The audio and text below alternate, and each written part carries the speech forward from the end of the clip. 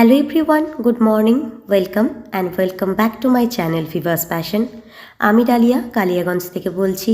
কাছে ও দূরে যে যেখান থেকে আমার ভিডিওটি দেখছেন আপনাদের সবাইকে অসংখ্য ধন্যবাদ আমার ভিডিওটি দেখার জন্য। আপনাদের সকলকে সাথে নিয়ে আজকে থেকে একটা নতুন ব্লগ স্টার্ট করছি। সকালবেলা ঘুম থেকে উঠে সবার প্রথমে বিছানা ঠিক করছিলাম। আর যেহেতু শরীরটা খুব একটা ভালো না, তবে একটু একটু সেরে উঠেছি, কিন্তু ঘুম থেকে ওঠার অভ্যেসটা এখনও ছাড়তে পারিনি। এই অসুস্থ থাকার সময় প্রায় রাত করে ঘুম হতো। রাত্রেবেলা ভিয়ান ঠিকমতো ঘুমোতে পারতো না, নাক এক বন্ধ হয়ে আসতো। আর তারপরে অনেক রাত পর্যন্ত জেগে জেগে ওকে কোলে করে দুলিয়ে দুলিয়ে ঘুম পাড়াতে আমার একেবারে প্রায় ভোর রাতে ঘুম হতো।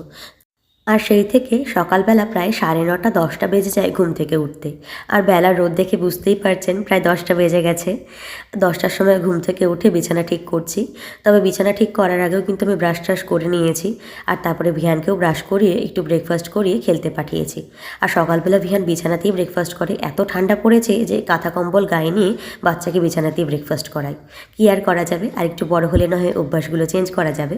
তো এখন ব্রাশ ট্রাশ করে ওকে খাইয়ে টাইয়ে পাঠিয়ে দিয়েছি। এবার আমি ফ্রেশ হয়ে এসে চুল টুল বেঁধে এখন বিছানাটা গুটিয়ে রাখছি।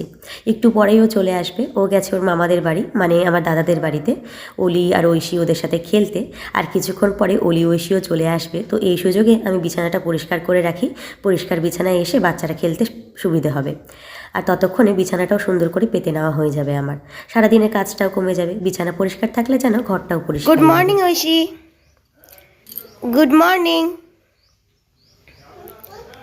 Good morning Aishi. ঐশী দাদা কই? দাদা ওই যে দাদা না? হ্যাঁ, খেলো খেলো, দুজনে মিলে খেলো। হ্যাঁ দে দিয়ে। অলি হক হয়ে গেছে। দিদু কি সাজছে ঐশী? দিদু কি সাজছে? এই তোমারটা খুলে দিলে? হ্যাঁ, তোমারটা পড়ো, তোমারটা পড়ো। এই দিদি হক, দিদি হক। আজকে যেহেতু খুব ভালো রোদ দিয়েছে, তাই সবাইকে ছাদে নিয়ে এসেছি। ছাদে এখানে ওরা দুজন মিলে সাইকেল চালাচ্ছে। আর দুজনে মিলে কিন্তু যেমনি মজা করে তেমনি আবার দুষ্টুমিও করে। একে অপরের সাথে টুকটাক ঝগড়াঝাটিও লাগিয়ে ফেলে, আবার খুব তাড়াতাড়ি মিশেও যায়। দিদি ছাড়া আর ভাই চলে না, ভাইয়ের ছাড়া দিদি চলে না। আর তার সাথে বোনাস হচ্ছে ঐশী।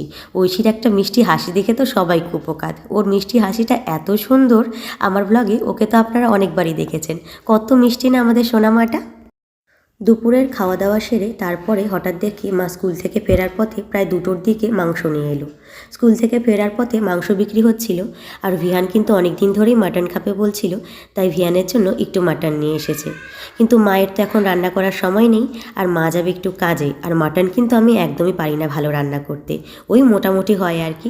তাই মা বলল মাংসটা ফ্রিজে রাখলে খেতে আর একটু খারাপ করবে, আর যেহেতু সকালে মাংসটা কাটা হয়েছে তাই শক্তও হয়ে যেতে পারে। তুই একটু নুন হলুদ মাখিয়ে নিয়ে সামান্য একটু জল দিয়ে কড়াতে একটু হালকা সিদ্ধ করে ভাপিয়ে রাখিস।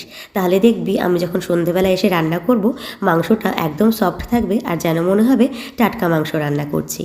যারা ভিন দেশে থাকে বা একটু বড় শহরে থাকে, যেখানে টাটকা মাংস পায় না, সচরাচর অনলাইনে ফ্রিজের মাংস খেতে হয়, তাদের অবস্থাটা আমি বুঝতে পারি কতটা খারাপ। তবে আমরা কিন্তু গ্রাম বাংলায় থেকে সবসময় টাটকা শাকসবজি থেকে শুরু করে টাটকা পুকুরের মাছ, এমনকি মাংসও সকালবেলা কাটা হয়, আর ঠিক সেই সময়ই আমরা বাজার থেকে গিয়ে কিনে নিই। কিন্তু আজকে একটু ব্যতিক্রম হলো আর কি।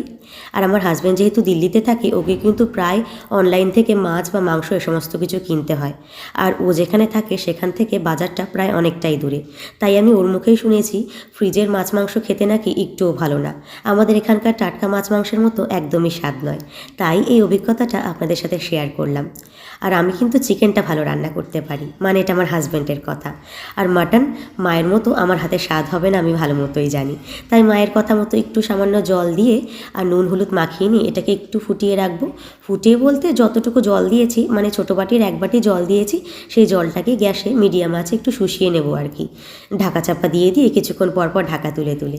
আর মা এসে সন্ধ্যাবেলায় মাংসটা রান্না করবে। তো চলুন আজকে সারাদিনের ব্লগটা আপনাদের সকলের সাথে শেয়ার করি। তবে হ্যাঁ, আমার নতুন দর্শকদের উদ্দেশ্যে বলি, আমি কিন্তু প্রত্যেক সপ্তাহের মঙ্গল, বৃহস্পতি, শনি ও রবি এই 4 দিন আমার চ্যানেলে বড় ব্লগ আপলোড করি।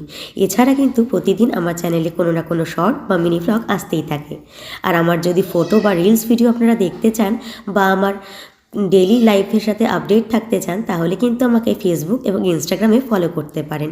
আমার ফেসবুক এবং ইনস্টাগ্রামের লিঙ্ক আমার চ্যানেলের অ্যাবাউটে দেওয়া আছে, সেখান থেকে আপনারা দেখে নিতে পারেন। আর একটা সুখবর দিই, কদিন পরে আমাদের রেজিস্ট্রি, মানে এত বছর বিয়ে হয়েছে কিন্তু আমাদের রেজিস্ট্রি ম্যারেজ হয়নি। তো এবার ভেবেছি রেজিস্ট্রি ম্যারেজটা করেই নেব। তো তাই সেই জন্য আমরা এখানে কিছু রিং কিনতে এসেছিলাম। আমাদের বিয়েটা কিন্তু 2020 বৈশাখ মাসে হয়েছিল, মানে একদম ঘোর লকডাউনে। সেই সময় খুব একটা সোনার বাজার না করতে পারলেও টুকটাক কিন্তু কিছু কিছু সোনা মা আমাকে দিয়েছিল। তবে এই রেজিস্ট্রি ম্যারেজের জন্য ভাবছি আংটিটা নিয়ে নেব। আর সেই সময় কিন্তু আমার বরকেও কোনো আংটি দেওয়া হয়নি, যেটা মেয়ের বাড়ি থেকে দেওয়া হয় আর কি। সেই আংটি ডিজাইনই দেখতে এসেছিলাম, তবে আমাদের বাজেট অনুযায়ী পছন্দ হচ্ছিল না, তাই দেখে ঘুরে গেছি। তো আজকের ভিডিওটাতে আর বেশি কিছু শেয়ার করার নেই, তবে আমি একটা কথা বলি, আর কিছুদিন পর ভিয়ানের বার্থডে। আর এখন আমি বসে বসে ভিয়ানের বার্থডে কেকটা অর্ডার করলাম। তো আগেরবার যেরকম বার্থডে কেকটা বানিয়েছিলাম, এবারও 2 টায়ারেরই বানাচ্ছি। তবে এবার হচ্ছে মানে কি বলবো, থিমটা অন্য। এর আগের বার কোকোমেলন থিম ছিল, এবারের ভিয়ানের বার্থডে থিমটা একদমই অন্য। তবে কার্টুন ক্যারেক্টারের হচ্ছে, এটা কিন্তু ঠিক। আর আমার এবার ভিয়ানের জন্মদিনে বার্থডে কেকটা বানিয়ে দিচ্ছে আমার বান্ধবী, আগের বারেও যে বানিয়েছিল অঙ্কিতা, ও খুব সুন্দর কেক বানায়। তো ওর কাছ থেকেও এবারে কেকটা অর্ডার করব। তো সামনে আগামীতে বার্থডের আপকামিং ব্লগস আসবে, তো তার জন্য চ্যানেলটা সাবস্ক্রাইব করে রাখতে ভুলবেন না। তো দেখা হচ্ছে আগামীতে নতুন নতুন ব্লগ নিয়ে। আর তার সামনে কিছু শপিংয়ের ব্লগও শেয়ার করব, কারণ বার্থডে টুকটাক শপিং আমরা কিন্তু স্টার্ট করে দিয়েছি। তো চলুন দেখা হচ্ছে পরের ব্লগে। বাই।